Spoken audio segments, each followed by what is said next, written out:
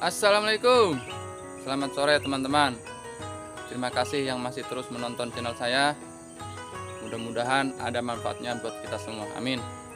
Pada kesempatan sore ini teman-teman, saya akan membahas beberapa jenis pohon yang ada di Sulawesi Tenggara yang bisa dijadikan bonsai. Sebelum kita membahasnya, saya hanya mengingatkan jangan lupa untuk terus dukung channel saya dengan cara like, komen, dan subscribe, serta nyalakan tombol notifikasinya teman-teman. Karena subscribe itu gratis teman-teman. Oke? Yuk. Pada kesempatan sore ini kebetulan saya ditemani oleh Om Jo. Beliau bisa berdiri, Om. Ini yang nanti akan jadi narasumbernya teman-teman. Oke, lanjut. Kita bahas satu-satu pohonnya ya. Yang pertama ada loa. Loa ini habitatnya biasanya di pinggiran sungai atau di pinggiran-pinggiran rawa. Nah, kita tanya-tanya ini sama Om Jo masalah cara perawatannya, pendongkelannya agar dia bisa menjadi bonsai yang baik. Bagaimana ini biasanya sepengalaman Om Jo ini bagaimana cara mendongkelnya ini Om?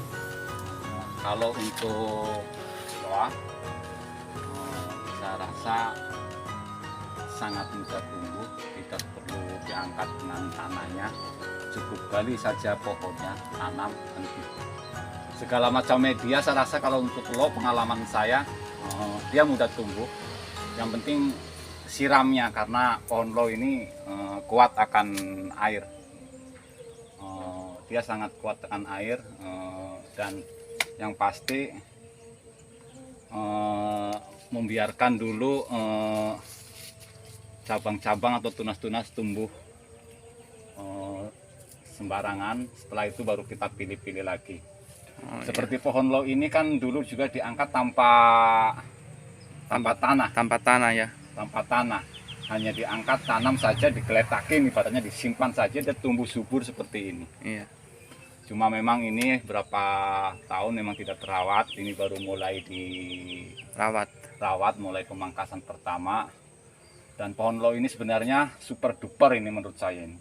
Luar biasa. Lihat teman-teman karakternya pohon loa ini. Kesantuannya sudah dapat, gerak daksarnya juga sudah sangat keren. Ini bisa dijadikan twin gasket, yang satu di atas, satu di samping. Oh iya. Tengah gasket. Jadi nanti ini mungkin dibikin dua mahkota.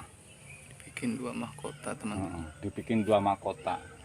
Asal perawatannya bagus dan mulai dirawat dari sekarang, mungkin 3 sampai 4 tahun lagi ini sudah bisa naik pot. Kalau ciri-ciri khususnya itu pohon loa kalau yang masih di alam liar ini ya seperti ini Om ya. Ya seperti ini. Daunnya besar-besar. Besar-besar. Dan loa itu kalau di Sulawesi Tenggara itu setahu saya ada 3 jenis. Oh, ada 3 jenis ya Om ya. Ya. Ada Kalau 3 ini yang jenis apa ini Om? Ini jenis, saya tidak tahu nama latinnya.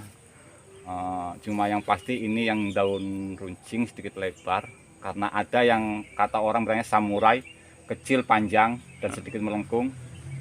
Itu katanya samurai. Ada lagi yang bawahnya ini beludru dan ke biru-biruan. Kalau ini memang yang umum, yang banyak, dan yang banyak dibonsai sama orang. Dan ini luar biasa ini. Tapi kalau untuk pohon loa ini apakah kira-kira perlu diprogram akar Om? Saya rasa kalau loa di alam, kalau yang sudah besar begini, akarnya sudah bagus dengan sendirinya. Karena loa itu tumbuhnya di rawa, jadi secara otomatis akarnya itu sudah mencengkram, sudah jari. Ini tidak perlu diprogram akar, sudah bagus. Lihat, sudah luar biasa. Tapi kalau yang masih kecil, mungkin sebesar lengan, sebesar ini, ya harus program akar. Iya. Karena dia masih mudah untuk dibentuk akar. Tapi kalau sudah besar begini, jarang yang program akar, karena loa kalau sudah besar begini di alamnya rata-rata akarnya sudah bagus. Untuk teknik-teknik atau trik-trik khusus untuk perawatannya ada nggak Om kira-kira untuk lo? Kalau loa sepengetahuan saya itu sangat gampang dan tidak sulit, karena yang penting siram. Kalau mau mengawat jangan langsung jangan langsung di cutting, tapi dibuang dulu daunnya begini, dibuang dulu daunnya, di pruning. Setelah itu seandainya kita mengharapkan tunas di sini, kita potongnya dari sini memang jauh-jauh memang, karena kapan dipotong di sini kebiasaannya ini mati. Oh begitu. Iya. Oh itu Dia harus di-los dulu. itu yang biasanya dibilang mati ranting ya, ya, Om, ya? mati ranting. Sebenarnya karena nggak tahu kenapa, tapi di rumah ada berapa kali saya coba, asal langsung dipotong di press itu dia mati. Jadi saya biasanya kalau mau cutting pohon loh, itu seandainya mau yang saya inginkan di sini, saya cuttingnya di sini. Oh iya iya. Nanti iya. setelah tumbuh sehat baru dipotong lagi di press di sini. Itu saja. Oh itu untuk mengatasi yang mati ranting. Mati ranting, untuk mengatasi mati ranting. Terus kalau sudah dipot itu kira-kira berapa bulan satu kali Om perlu diganti tanah atau medianya itu? Kalau untuk lo di pot, pengalaman saya itu 6 bulan satu kali memang harus ganti tanah, karena dia rakus sekali air dan akarnya cepat sekali full di pot. Jadi memang 6 bulan satu kali kalau ingin bagus maksimal ya 6 bulan. Tapi kadang-kadang orang kelupaan, kadang-kadang sampai 1,5 tahun sampai 2 tahun itu baru diganti media pun masih tetap bagus. Cuma kalau ingin maksimal ya 6 bulan satu kali tetap ganti media. Ganti media itu sekaligus pangkas akar? Pangkas akar bisa sampai 30% sekalian sekaligus. Oh, iya. Bahkan mungkin kalau ahli-ahlinya master-master di jauh mungkin bisa sampai 50%, mungkin dia berani potong akar. Tapi kalau untuk amatiran kayak kami di sini yang masih dalam tahap belajar ya 30% pun itu sudah terdikduk. Oh iya iya iya. Oke. Selanjutnya ini ada pohon serut ini. Masih bersama Om Jo ini. Serut. Nah ini. Bisa tolong dijelaskan karakternya di alam ini Om, terus karakternya, perawatannya, terus nanti proses pindah dari ground ke pot. Bagaimana itu? Pertama kita bahas dulu ciri umumnya kalau di alam ini bagaimana ini? Kalau serut, pohon serut. Kalau serut, ciri alamnya, di alamnya dia daunnya besar-besar, nggak seperti ini, dan daunnya kasar tapi batang atasnya sedikit halus. Kasar, batang atasnya. Ini apa? Daun atasnya halus, tapi kalau untuk di bawahnya dia lebih kasar dan bergigi-gigi. Tapi yang paling gampang menandai adalah warna dari batang. Dia coklat-coklat tua begini. Coklat tua seperti ini. Dan untuk di Sulawesi Tenggara untuk pohon serut ini masih melimpah ruah. Iya, karakternya pohon serut itu biasanya di kebun-kebun Om ya? Ya, di kebun-kebun, dan ini juga sebenarnya musuhnya petani ini. Musuhnya petani ya kan? Musuhnya petani ini. Karena tumbuhnya sangat sulit dibasmi. Dipotong tumbuh, digali tumbuhnya jadi banyak. Jadi kita memusuh juga ini menguntungkan petani. Iya. Karena kita bantu menggali, kita pindahkan ke rumah. Ya betul. Karakter mereka ini habitatnya tumbuhnya di ini teman-teman, di kebun-kebun, di pinggir sungai. Ya. Seandainya ada di alam liar atau di hutan pun karakternya tidak mungkin bisa bagus seperti ini. Ya. Seandainya tumbuhnya dia di hutan, dia akan lurus-lurus dan hijau. Iya. Hijau lurus halus, tidak seperti ini. Ini Tidak. yang sudah pasti, walaupun bukan saya yang donggel, ini pasti di kebun dapatnya ini. Ini kan bekas campur tangan manusia yang dulu dicincang, dibabat-babat atau dibacok-bacok.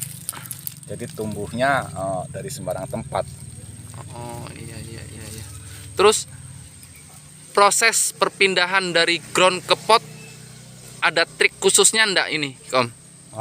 Kita berbagi dulu ini. Kalau untuk serut, kalau dari ground sebenarnya kalau ingin cari aman ya tetap cangkok akar lah. Oh, cangkok akar Ya, ya. kalau Dari ingin ground ke pot itu ya, idealnya cangkok akar. Cangkok akar. Masalahnya jangan sampai kita menunggu bertahun-tahun, hanya kesalahan berapa jam saja hilang semua harapan kita. Oh iya.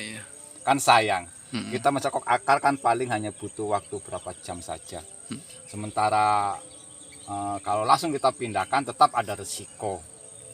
Ada resiko mati. Nah, kalau cangkok akar kan aman. Oh iya. Oh nanti kita bahas cara cangkok akar teman-teman. Boleh.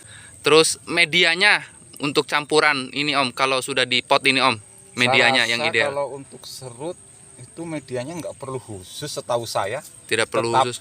tumbuh subur. Yang penting tanah, pasir, sekam bakar, sekam mentah, itu saja. Tidak perlu khusus katanya pakai pasir Malang, pakai apa. Saya rasa tidak perlu kalau untuk serut. Saya rasa Untuk pemupukannya? Mungkin bisa kita pakai pupuk kimia, tapi dalam jumlah yang sangat sedikit. Karena kalau banyak pupuk kimia nanti daunnya sudah kecil, pupuk kimia nanti besar lagi. Oh begitu ya. Jadi dengan dosis yang sangat rendah lah. Iya. Saja kalau kita mau pakai pupuk kimia. Tapi kalau kita mau pakai pupuk organik atau pupuk kandang, paling bagus ya pupuk kandangnya direndam, baru nanti airnya disiramkan. Itu Pupuk kandangnya direndam dulu. ya, Nanti rendaman itu airnya yang dipakai untuk menyiram. Oh begitu. Terus kayak pengawatan, pruningnya itu apa lain-lainnya itu ribet nggak sih Om? Ini tanaman serut ini? Tidak juga, mudah juga tanaman serut. Cuma tanaman serut kapan kita kawat, biasanya teman-teman pembong saya tidak sabar. Kapan dia sudah tumbuh, dia langsung kawat. Iya. Kawat langsung cutting, press. Jadi tumbuhnya liar, banyak sekali rapat.